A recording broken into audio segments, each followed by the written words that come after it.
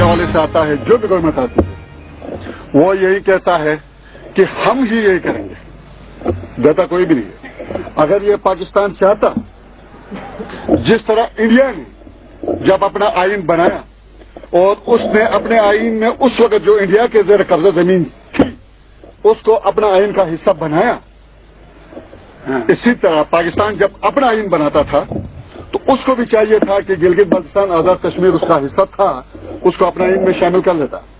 पाकिस्तान ने शामिल नहीं किया, इसका मतलब यह है कि हम पाकिस्तान का हिस्सा नहीं है। यह कंफर्म है, यह बात कंफर्म है। दूसरी बात आइए कश्मीर की तरफ, आजाद कश्मीर की बात करते हैं। आजाद कश्मीर का आइन बना, 74 का एक्ट खोल के दिखाएं मुझे।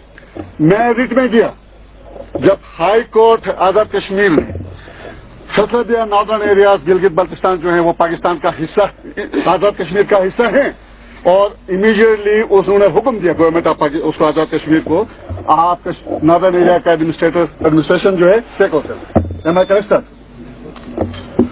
सुप्रीम कोर्ट में जाती है कश्मीर की गवर्नमेंट, सरदार साहब की मुस्लिम कॉन्फ्रेंस के खिलाफ, सुप्रीम कोर्ट अपना वर्डिक्ट देता है, कहता है since the constitution does not apply, it does not cover the northern areas, so the question doesn't rise.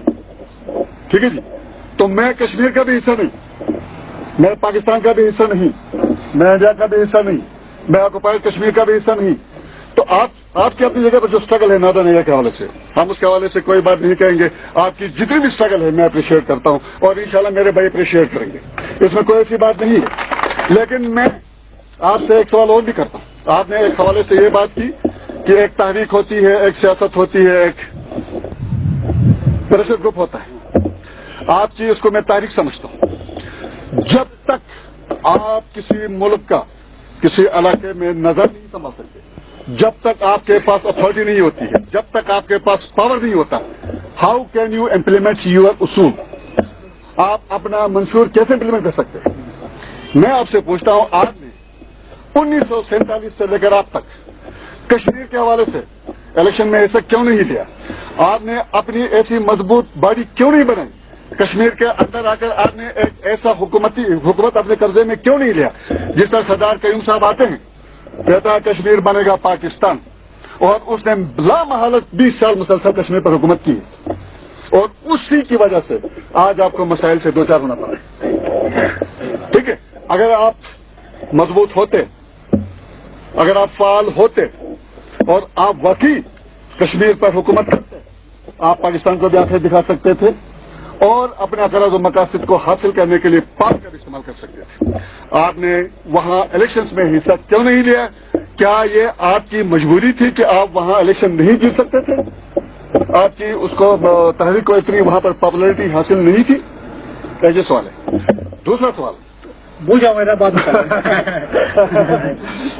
पहली बात तो ये है, मैं भी तो सवाल चलता रहेगा।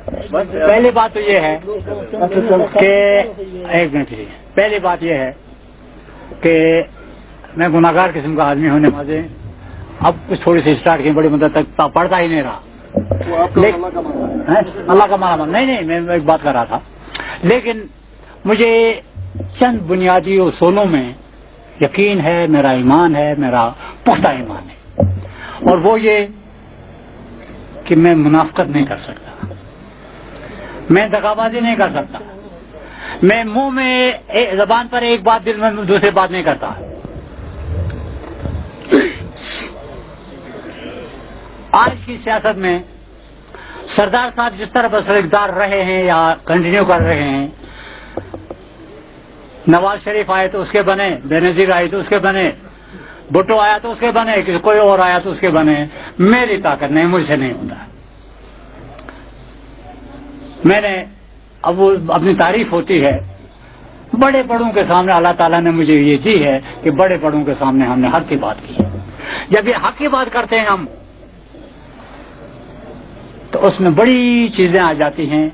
मैं समझता हूं कि आज जो हमें एक इखलाकी फतह हासिल है, मकबूजा कश्मीर में अच्छी खासी हमारी वो है। आजाद कश्मीर में ठीक है, आजकल आजाद कश्मीर के इलेक्शन कमिश्नर के जरिए आप इंतखाबात कराए, हो सकता है हमें 3 सीटें भी नहीं मिले, اس لیے کہ آزاد کشمیر کے الیکشن کمیشنر کو پہلا مینڈیٹ یہی ہوگا کہ امان اللہ کو اس کے پارٹی کو جیتنے مت دو.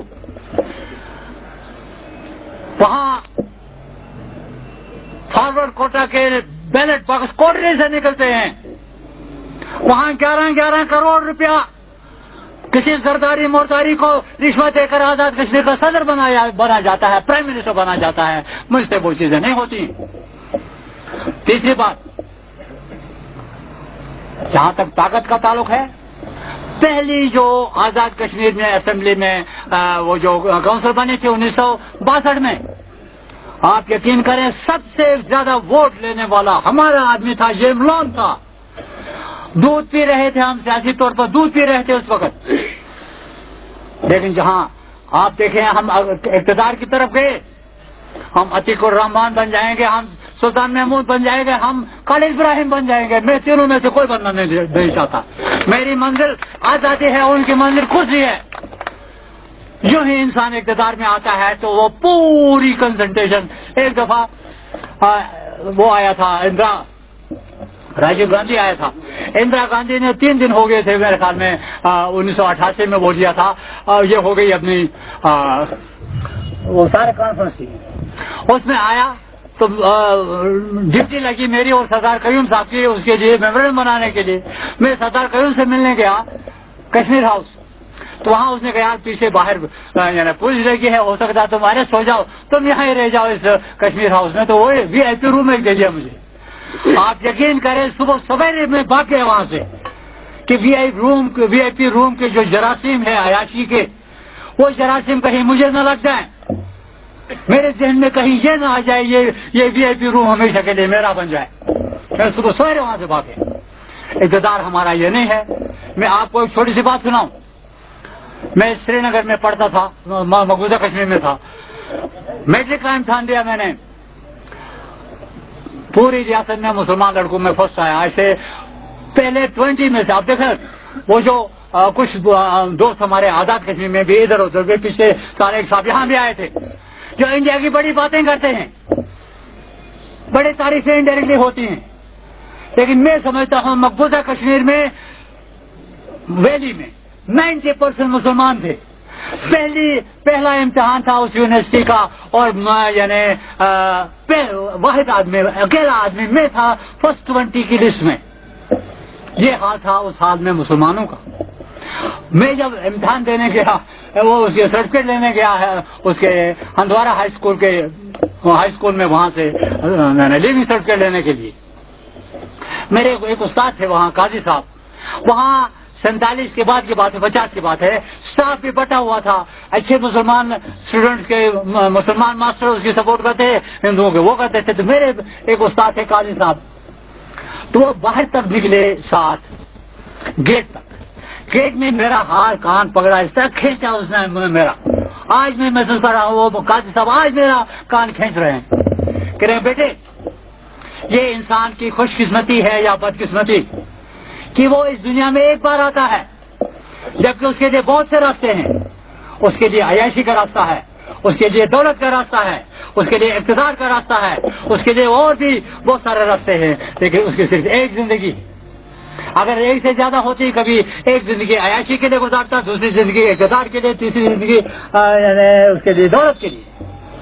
اور انسان وہی ہے جو اس دنیا میں کچھ کر کے جائے, اور اس کرنے کے لیے جو ہے نا خدمت خلق جو ہے وہ بہترین راستہ ہے.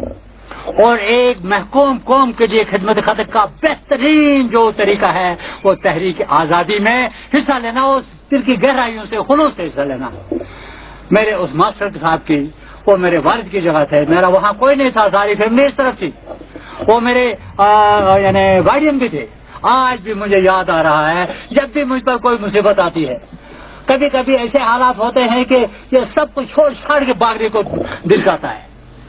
جن لوگوں کو میں نے پڑھایا یا یعنی لک آفٹر کیا کراچی کے اسکول میں یا کہیں اور, وہ کہاں سے کہاں پہنچ گئے. ذہنی طور پر یعنی دنیا داری کے طور پر, دولت کے لحاظ سے, اقتدار کے لحاظ سے بہت ہو گئے. میں یہاں ہی ہوں, آج میں مر جاؤں تو شاید یعنی کفن بھی کوئی اور ڈالے گا. لیکن مجھے فخر ہے آج میں مر جاؤں تو بیلے میں ٹانگیں پھیلا کے ماروں گا، اس لیے کہ میں نے اپنے زمین کے ساتھ کبھی دھوکہ نہیں، اور زمین سے دھوکہ کیے بغیر اقتدار حاصل نہیں ہو سکتا ہے جناب والا۔ اپنے اللہ سے دھوکہ کیے بغیر، اپنی زبان سے دھوکہ کیے بغیر، اپنے دل سے دھوکہ کیے بغیر یہ دنیائی چیزیں نہیں ملتی ہیں۔ تو میں سمجھتا ہوں کہ آزاد کشمیر کے سلطان ابراہیم سے کہیں زیادہ بہتر پوزیشن میں ہوں۔ میں جاتا ہوں تو شاید بس میں چلا جاؤں تو اس کے پیچھے بقول اس کے بڑا مزہ آتا ہے، آگے پیچھے جڑے وہ ٹوٹا لگا ہوتا ہے ان کا گاڑیوں کا۔ اس لیے مجھ سے میری ایک ہو سکتا ہے آج کی دنیا میں کبھی کبھی کہتا ہوں، اپنے ایک دوست بھی کہا کرتا تھا، کبھی کہتا ہوں کہ مجھے 50 سال پہلے پیدا ہونا چاہیے تھا یا 50 سال بعد میں۔ 50 سال پہلے اس لیے کہ وہاں اخلاقیات، وہاں اصولوں، وہاں بہت ساری نظریات کی باتیں ہوتی تھی۔ آج کل پیسے کی باتیں ہوتی ہیں، آپ کا آج اقتدار کی باتیں ہوتی ہیں، آج شہرت کی باتیں ہوتی ہیں۔ اس لیے جہاں تک اقتدار کا تعلق ہے ٹھیک ہے، وقتی طور پر ڈفیکلٹیز ہیں۔ ہو سکتا ہے کہ میں اگر آزاد کشمیر کا پریزیڈنٹ ہوتا تو وہ 56 کروڑ کشمیر لبریشن سیل کے جو غائب ہو گئے، جس کا سردار صاحب جواب ہی وہ حساب ہی نہیں دیتے، وہ شاید میں نے تحریک آزادی پر لگائے ہوتے۔ یہ ایک فائدہ تھا، لیکن اس فائدے کے لیے جو مجھے قیمت دینی پڑتی وہ اس فائدے سے بہت بڑی قیمت ہوتی۔ اور کوئی سوال جناب؟ یہ